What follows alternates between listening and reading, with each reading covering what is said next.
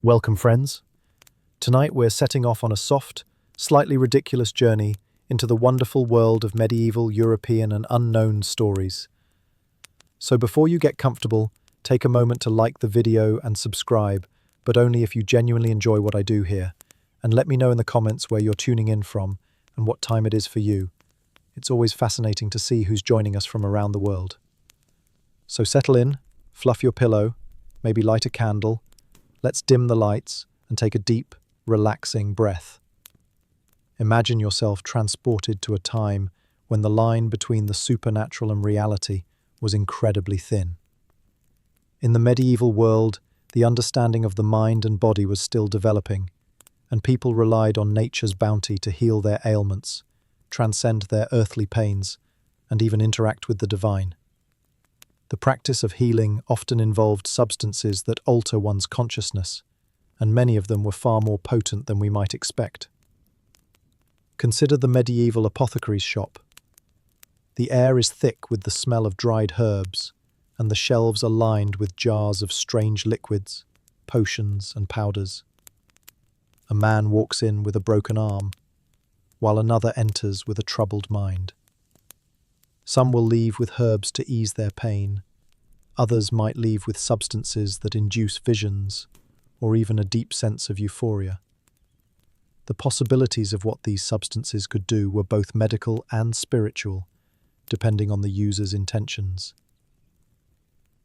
In the medieval period, people were no strangers to substances that could alter their consciousness. While some used plants for healing or medicinal purposes, others used them for spiritual rituals or to induce visions. Opium, cannabis, belladonna, and other psychoactive herbs had different purposes. Some were used to help manage pain, others to commune with the divine, and some simply for escape or pleasure. But these substances were not just tools. They were often embedded in medieval folklore, religious practices, and myths. The concept of intoxication in the medieval world was multifaceted. Some believed that consuming psychoactive substances could bring people closer to the divine. Others saw these practices as sinful or associated with witchcraft. Over time, these varied beliefs played into a complex web of cultural, religious, and social influences. The idea of getting high was not a modern invention, it was just viewed differently. First, you know that in medieval society, alcohol was not typically viewed as a way to get high in the modern sense of the term, but rather as a necessary part of daily life, both for practical and social reasons. The concept of getting high through substances like alcohol was not widely understood or discussed in the same way it is today. Alcohol, especially beer and ale, was seen as a necessary part of the diet, particularly because water could be contaminated and unsafe to drink. People didn't get high in the modern sense, but they often consumed alcohol for hydration and to ensure they weren't exposed to waterborne diseases. Alcohol, especially beer, was a staple in the everyday diet for all classes, from peasants to royalty. While alcohol wasn't consumed for the sake of intoxication, wine had significant religious importance, especially in the context of Christianity. The Eucharist, Holy Communion, involved the consumption of wine, which was believed to be the blood of Christ. For clergy and the faithful, this wine had spiritual significance rather than a recreational or intoxicating effect. Wine was considered sacred, and while it was used in the Eucharist, the idea of being drunk on wine was viewed negatively. Spiritual leaders, including Thomas Aquinas, emphasized that while wine had its medicinal uses, drunkenness led to sinful behavior and was to be avoided. While medieval society may not have conceptualized alcohol as a tool to get high, it certainly was used to loosen inhibitions and enhance social interactions. At feasts, banquets, and tavern gatherings, alcohol helped facilitate camaraderie, celebration, and sometimes revelry. People might have drunk to enjoy themselves, socialize, or celebrate important occasions, but there was little notion of alcohol as a means of seeking pleasure through intoxication as we understand it today. So, how did they really seek the pleasure till the high as we know today? Let's dig in these parts. Section 1. Opium and medicinal herbs. The role of apothecaries and physicians. In medieval times, apothecaries were the doctors of the day. They not only treated physical ailments, but also concocted potions and salves that altered the mind. While we associate opium with modern-day painkillers, its use was widespread in the medieval period, especially for surgeries and chronic pain management. Anecdote. In 1264, the Italian physician Taddeo Alderotti, a renowned scholar at the University of Bologna, wrote about the use of opium in his medical texts. He described how opium could be used to ease the agony of childbirth or after surgery. This was revolutionary at a time when anesthesia didn't exist, and surgery was often a brutal affair. His detailed writings on the uses of opium helped shape European medicine for centuries. One particularly famous example of opium use in medieval medicine is that of the Islamic scholar Avicenna. His Canon of Medicine, written in the 11th century, became one of the most influential medical texts in both the Arab world and medieval Europe. Avicenna recommended opium as an effective treatment for pain relief and sleep disorders. In fact, his text was so widely read that it shaped European medical practices for centuries. His book, considered a staple for European scholars, was translated into Latin and used by medieval physicians well into the Renaissance. But how did opium work? When ingested, it created a numbing sensation that allowed patients to endure surgical procedures without feeling the excruciating pain of cuts and stitches, or opium be mixed with wine to treat sleeplessness, as well as to calm those suffering from fever and pain. A medieval apothecary shop where herbs are being carefully mixed, with a large scroll of Avicenna's work being read. A depiction of an early surgery with a patient being given a spoonful of opium-infused liquid before the procedure. Herbal remedies and psychoactive properties. Medieval apothecaries were not just relying on opium, they also used a variety of plants with psychoactive properties. Cannabis, known for its calming effects, was used in some parts of the medieval world, particularly in the Islamic and Asian cultures. Mandrake, henbane and cannabis were commonly used, but these plants carried dangerous reputations. Mandrake, with its root resembling a human figure, was both a medicinal plant and a mystical one, believed to possess supernatural abilities. The medieval apothecary was often the only person capable of transforming plants into useful medicine, but it wasn't all science. There was also magic and myth involved in their use. As an expanded anecdote, in the 14th century, the famous herbalist and physician John of Gaddesden, in his book Rosa Anglica, recommended mandrake for treating pain and inducing sleep. He noted that the plant's roots should be carefully harvested at midnight, as it was believed to scream when uprooted, a supernatural event that would supposedly kill anyone who heard it. While this is clearly a myth, mandrake's psychoactive properties were well understood, as its tropane alkaloids could cause hallucinations, dizziness, and confusion. For medieval healers, mandrake was both a remedy and a key to the mystical. While this was a myth, the hallucinogenic properties of mandrake were real. The plant contained tropane alkaloids that caused delirium, hallucinations, and in high doses, even death. Despite its dangerous effects, mandrake was included in numerous medieval recipes for sleep potions and love spells. Monks and medical practices. Monks played a key role in preserving medical knowledge during the medieval period. Monasteries were some of the few places where books and manuscripts could be kept, and monks often became the healers of their communities. They grew herbs in their gardens, and many of these plants had psychoactive properties. Do you know that the Abbey of St. Gall in present-day Switzerland is one of the most famous examples of a monastic centre for healing? The monks cultivated a wide variety of plants, many of which had psychoactive properties. These herbs were used for a variety of medical and spiritual purposes. The abbey's garden was an early form of a botanical garden, with plants catalogued by their medicinal benefits. Monks believed that certain substances, such as valerian and hyoscyamus, henbane, helped them connect to the divine, allowing them to reach spiritual enlightenment. What do you see here? A calm, serene garden scene where monks tend to the plants. Illustrations of the Abbey of St. Gall with monks in deep thought surrounded by medicinal plants. Now come to Section 2, Witchcraft and Folklore, Witches' Sabbaths and Flying Ointments. The connection between psychoactive substances and witchcraft is one of the most fascinating aspects of medieval history. Witches were believed to use hallucinogenic substances to perform magic, and the most famous of these were the flying ointments. These ointments were made from plants like belladonna, henbane, and mandrake, which were thought to allow witches to fly, shapeshift, and communicate with demons. Anecdote. In 1590, during the North Berwick witch trials in Scotland, Agnes Sampson, a healer, was accused of using belladonna in a potion to enable herself to fly. Her confession, obtained under torture, described how she mixed the plant with other ingredients to create an ointment that allowed her to take part in witches' sabbaths. The flying ointment was a key element in the lore of medieval witchcraft, and belladonna was central to its preparation. The Malleus Maleficarum, a book written in 1487, detailed the use of hallucinogenic plants by witches. It described how witches could fly to their secret meetings by applying these magical ointments, often containing belladonna, a deadly but hallucinogenic plant. This book played a significant role in the witch hunts that swept through Europe, as it shaped the way people viewed witchcraft and the use of psychoactive substances in magic. Belladonna and henbane. Belladonna and henbane were the two most infamous plants used in witchcraft. Belladonna, also known as deadly nightshade, contains tropane alkaloids, which cause hallucinations and delirium.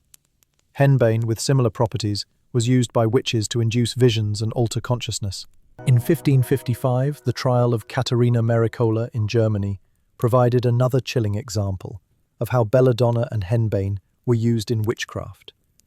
Caterina was accused of using henbane in a potion to curse her enemies and gain supernatural powers. Her trial documents, which were preserved, describe how she was said to have flown to a Sabbath after consuming the hallucinogenic ointment. Her conviction highlights the widespread belief in the magical powers of psychoactive substances during the medieval period. Section 3. Cultural perspectives on intoxication. Spiritual use of psychoactive substances. For many medieval people, psychoactive substances were not simply used for physical ailments, they were viewed as tools for spiritual journeys. Some religious groups, particularly those within the monastic orders, believed that certain herbs could help them achieve a deeper connection to the divine. Opium and cannabis, among other substances, were used to alter consciousness and facilitate mystical experiences. Expanded example. The medieval Islamic world had a rich tradition of using substances for spiritual purposes. In the Persian tradition, opium was sometimes used in the mystical practices of Sufism. Sufi mystics believed that opium could help them transcend the earthly realm and reach a state of divine ecstasy. This use of psychoactive substances was not just for healing or pleasure, but for the pursuit of divine wisdom. Omar Khayyam, the Persian polymath and poet, wrote about the use of wine and intoxication as metaphors for spiritual enlightenment. His Rubaiyat includes references to wine as a symbol of divine love. Some scholars believe that Khayyam's use of wine was a metaphor for the ecstatic experience of divine union, though it's also widely believed that hashish was consumed by Khayyam's circle of intellectuals. The Sufis believed that such substances helped them transcend earthly limitations and experience the divine directly. A scene of a Sufi mystic meditating with opium, his face calm and serene as he floats in a spiritual trance. Sin or sacred. The Church's view on intoxication. The Church held a complex view of intoxication during the medieval period. While substances like wine were used in religious ceremonies, such as the Eucharist, recreational intoxication was generally considered sinful. The Church's condemnation of intoxication as a means of escape from reality led to the criminalization of substances used for pleasure, especially among the lower classes. Thomas Aquinas, in his Summa Theologica, examined the ethics of intoxication. While he recognized that wine was used in religious ceremonies, he emphasized that the excessive consumption of alcohol or other substances could lead to sin. The Church's position was that the body should remain a vessel of the soul, and any form of intoxication that led to a loss of control was viewed as sinful.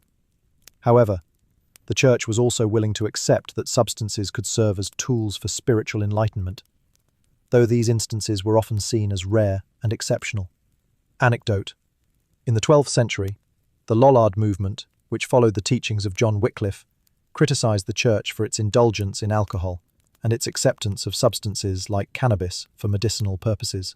The Lollards believed that the Church's indulgences, such as lavish feasts with wine, contradicted the supposed ascetic lifestyle of true Christians. This tension between the Church's acceptance of wine and its condemnation of other intoxicants illustrates the complicated relationship between the sacred and the profane in medieval Christianity. A medieval church service where priests administer wine, while other church members secretly look on, drinking more for pleasure. A depiction of John Wycliffe's followers protesting outside a church, holding banners condemning the church's indulgence in alcohol. Section 4.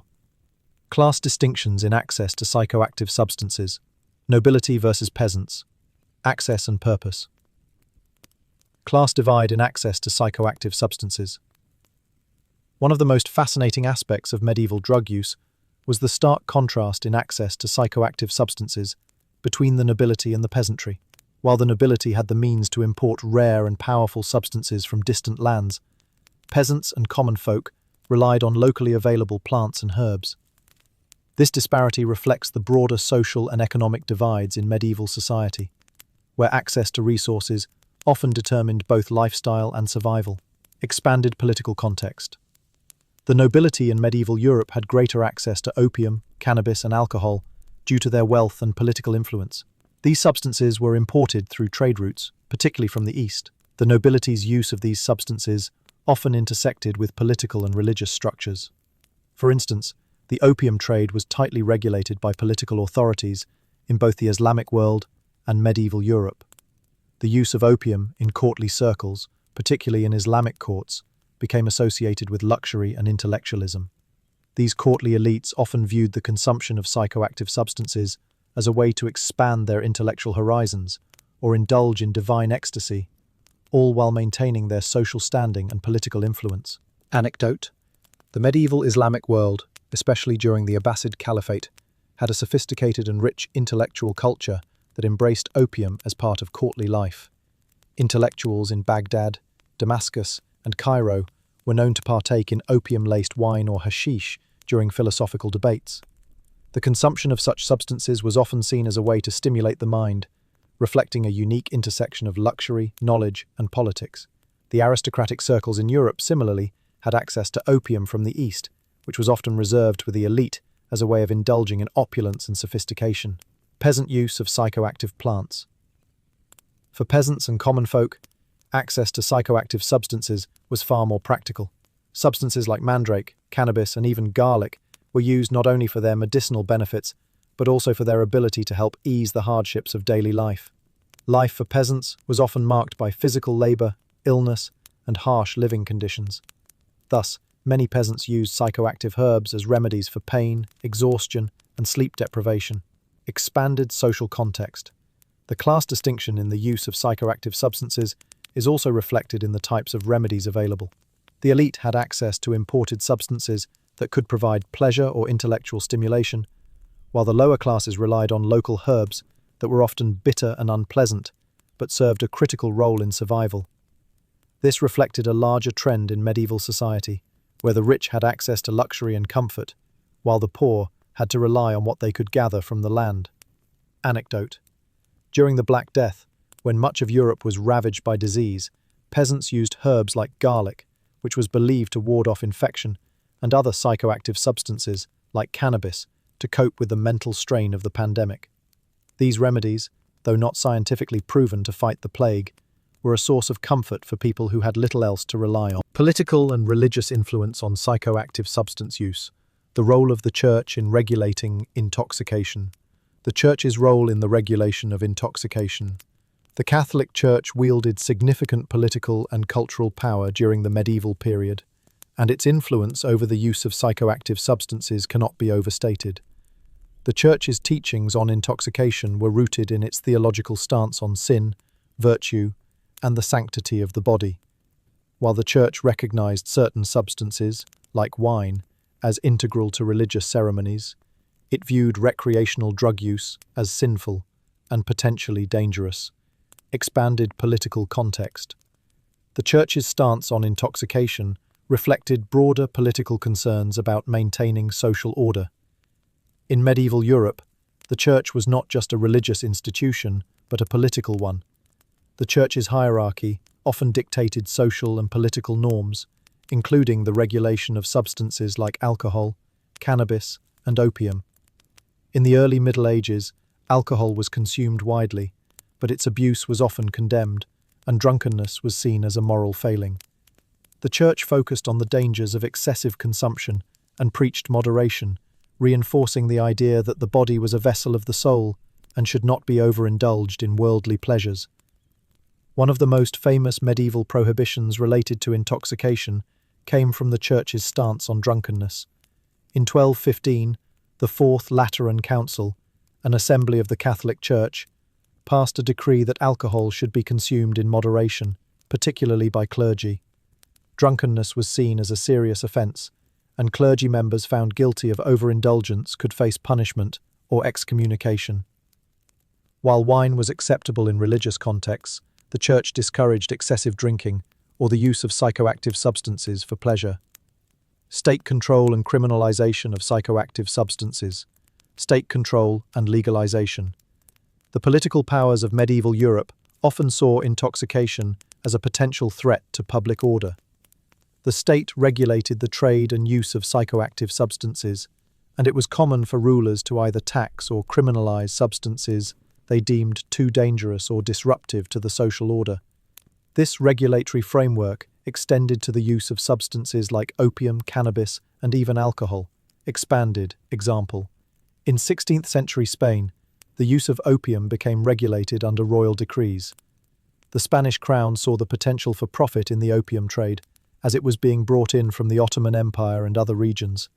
However, the substance was also viewed with suspicion, as it could cause addiction and be associated with a decline in public morality. Spanish rulers therefore implemented laws that restricted the use and distribution of opium in an attempt to curb its potential societal harm. The witch hunts and psychoactive substances. The criminalization of substances was not only driven by political and economic considerations, but also by fear. The rise of witchcraft accusations during the medieval period often involved the use of psychoactive substances. Witches were believed to use these substances to perform spells, summon demons, and fly, which was seen as a direct threat to the established order of both church and state. Expanded social context. The most infamous example of the criminalization of psychoactive substances is the witch hunts of the late medieval and early modern periods. Women accused of witchcraft were often alleged to have used flying ointments, potions made from hallucinogenic plants like belladonna and henbane. These substances, which could induce altered states of consciousness, became a symbol of rebellion against the natural order and the church. The fear of witches, fueled by political and social upheaval, led to widespread hysteria and violent persecution. Anecdote. The infamous 16th century trial of Agnes Sampson, a Scottish healer, is one example where psychoactive substances played a central role in accusations of witchcraft. During her trial, it was alleged that she had used a potion made from belladonna to induce visions and communicate with the dead. This trial highlights the intersection of fear, politics, and the regulation of mind-altering substances during the medieval period. Section 5. The influence of medieval herbalism on modern-day psychopharmacology. Medieval herbalism and its role in healing and spiritual practices. In the medieval period, herbalism was a core component of medical practice. While modern medicine relies on scientific principles and technologies, medieval apothecaries and physicians blended empirical knowledge with spiritual and mystical beliefs. This blend of practicality and mysticism led to the use of many psychoactive substances, such as opium, cannabis, mandrake, and belladonna. These plants were used for a wide array of purposes, from relieving pain and aiding sleep to inducing altered states of consciousness for spiritual or healing purposes. Anecdote from medieval times. Medieval physicians like Hildegard of Bingen, a 12th century abbess and healer, wrote extensively about the medicinal properties of plants. She recommended various herbal concoctions for healing physical ailments, as well as for enhancing spiritual clarity. Her book Physica described the use of opium in managing pain, but also noted the importance of using such substances sparingly and in accordance with divine will. This reflects the idea that psychoactive plants were seen not only as tools for physical healing, but also as aids in achieving spiritual harmony. A scene of a medieval herbalist, perhaps Hildegard of Bingen, mixing herbs in a mortar and pestle under candlelight, preparing a tincture of opium for a patient. Now, we come to my favourite section, the comparison between the past and the modern day. Psychoactive substances in medieval medicine, the gateway to modern psychopharmacology. Medieval herbalists laid the foundation for what would later become the field of modern pharmacology. While many of the substances used in medieval times were thought to have spiritual or mystical effects, modern science has classified many of these substances as psychoactive drugs, with real, measurable, physiological effects on the human brain and body. Some plants that were used to treat the soul in the medieval period are now understood to have powerful psychoactive properties that affect neurotransmitters, mood, and consciousness. For example, opium, which was used in medieval times to relieve pain and induce sleep, is now recognized as a potent narcotic that interacts with the brain's opioid receptors.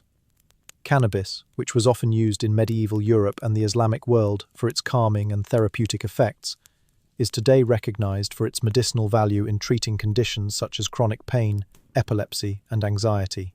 In fact, the modern understanding of the therapeutic properties of cannabis is heavily influenced by the herbal traditions that emerged during the medieval period. Expanded example.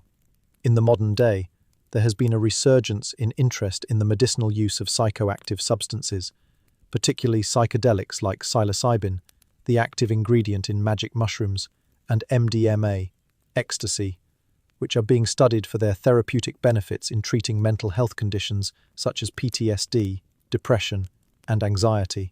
Interestingly, these substances were used by various cultures for religious or healing purposes long before they became the subject of modern scientific inquiry. The practices of medieval herbalists and mystics paved the way for this renewed interest in the healing potential of psychoactive substances. A side-by-side comparison of medieval healers using opium and cannabis with modern-day scientists researching these substances in laboratory settings. A visual of a modern pharmacologist studying cannabis compounds and opium alkaloids in a lab. Medieval versus modern uses of psychoactive substances. Medieval uses of psychoactive substances, healing, rituals, and spirituality. In medieval times, psychoactive substances were often used in conjunction with religious rituals, medicinal practices, and folklore. They were seen as tools for communication with the divine, for treating physical ailments, and for accessing altered states of consciousness. For instance, substances like mandrake and henbane were frequently used in folk medicine, but they also had associations with witchcraft and shamanism. Cannabis was used not only as a painkiller, but also as a calming agent to relieve the stress and anxiety of the time. Opium was primarily used for medicinal purposes, including pain relief and sleep induction, often in times of injury, surgery, or illness. Anecdote from medieval times. During the Black Death, when the plague devastated Europe, medieval physicians turned to medicinal plants for treatments. Garlic, opium, and cannabis were believed to help ward off the infection or alleviate symptoms. Although we now know that these substances were not effective in treating the plague, they provided some comfort and psychological relief for a terrified population. A medieval apothecary preparing a cannabis tincture to relieve pain and anxiety during the plague. A depiction of a peasant mixing a potion of garlic, opium, and other herbs, hoping to ward off disease. Modern uses of psychoactive substances, medicine and therapy. In the modern era, the use of psychoactive substances has evolved into a highly regulated practice in the field of medicine. Opioids, cannabis, and psychedelics are now studied scientifically, and their effects on the human brain are better understood. Medical professionals use these substances to treat a wide range of conditions, from chronic pain to mental health disorders. In particular, psychedelics have recently gained recognition for their potential therapeutic benefits in treating mental health issues, which were previously difficult to address with conventional methods. Psilocybin, found in magic mushrooms, LSD, and MDMA, are currently undergoing clinical trials for their effectiveness in treating PTSD, depression, anxiety, and even addiction. Anecdote from modern day. In 2018, the FDA approved CBD, a non-psychoactive compound in cannabis, as a treatment for epilepsy, specifically for children with rare forms of seizures. This approval marked a turning point in the way modern medicine views cannabis and other psychoactive substances. Additionally, research into psychedelic therapy for treating PTSD in veterans has shown promising results, with some veterans reporting a significant reduction in symptoms after participating in psychedelic therapy sessions. A modern doctor explaining the benefits of cannabis oil to a patient with chronic pain. A modern clinical trial scene showing scientists administering psilocybin to patients in a controlled therapeutic setting. How modern people view the use of psychoactive substances in medieval times. In modern discussions, psychoactive substances in medieval times are often viewed through the lens of both fascination and skepticism. The widespread use of hallucinogens in medieval witchcraft, opium for pain relief, and the spiritual practices surrounding substances like cannabis are often seen as an early, albeit rudimentary form of psychopharmacology. Modern-day critics of medieval medicine might argue that the medieval approach to psychoactive substances lacked scientific rigor and often led to dangerous practices. For example, the use of substances like mandrake and belladonna without proper understanding of their effects was, at best, hazardous, and at worst, deadly. However, some also view medieval use as a precursor to modern psychopharmacology, where early herbalists and healers laid the groundwork for today's understanding of plant-based therapies and psychotropic medications. Anecdote from modern perception. In popular culture, medieval witches and their use of hallucinogenic substances are often portrayed as part of a darker, more mystical history, with the substances serving as tools of the devil. However, historians and modern scientists have begun to look at these substances from a more objective perspective, acknowledging that their use was likely linked to a desire for healing, altered consciousness, or even spiritual enlightenment. Some modern scholars argue that the medieval belief in the flying ointment, for example, may have been a way to describe the effects of hallucinogenic plants in a time when the psychological experience of intoxication was poorly understood. A modern-day discussion panel featuring historians and scientists debating the role of psychoactive substances in medieval times, a historical reenactment of a medieval witch trial, with modern scientists and doctors overlaying their commentary on how such substances may have been misunderstood at the time, bridging medieval and modern use of psychoactive substances. The study of psychoactive substances in both medieval and modern contexts reveals a fascinating evolution of thought and practice. In medieval times, substances like opium, cannabis, and mandrake were used for medical and spiritual purposes, often without an understanding of their full psychological effects. They were tools of both healing and mysticism, and their use was woven into the fabric of medieval life. Modern pharmacology has built upon the knowledge of medieval herbalism, providing a more scientific understanding of how these substances interact with the human body. Today, substances like cannabis and psilocybin are once again being explored for their therapeutic potential, showing how ancient practices have influenced contemporary treatments for conditions such as chronic pain, depression, and anxiety. As we continue to explore the potential of psychoactive substances, we should look back to the medieval period, not with disdain, but with a sense of respect for the early attempts to understand the human mind and body. While their methods may have been rudimentary, medieval herbalists and healers paved the way for the more refined, scientific practices of modern psychopharmacology. The use of psychoactive substances in medieval times was influenced by a complex interplay of social, political, and religious factors. While the nobility had access to luxurious, imported substances for pleasure and spiritual purposes, the lower classes relied on local plants to survive and cope with the hardships of their daily lives. The Church's teachings on sin and virtue, along with the state's regulatory control over substances, shaped the way people interacted with drugs and herbs. The witch hunts further illustrate how fear of the unknown led to the criminalization of substances that altered consciousness. Reflection on modern views of intoxication. Today, the discussion surrounding psychoactive substances is still heavily influenced by class, politics, and religion. Whether it's marijuana legalization, the use of psychedelics in therapy, or debates about alcohol consumption, these same historical tensions are still present. Looking back at how medieval society dealt with substances can provide valuable insight into how we view intoxication today. And with that, dear listener, we gently close the final page of tonight's journey through substances, herbs, witchcrafts, and a shimmering past. Whether you now dream of silken gowns or scented pomanders, may your sleep be sweet and your imagination soft as velvet. Thank you for joining us. Rest well, take care of your beautiful self, whatever that means to you, and until next time, good night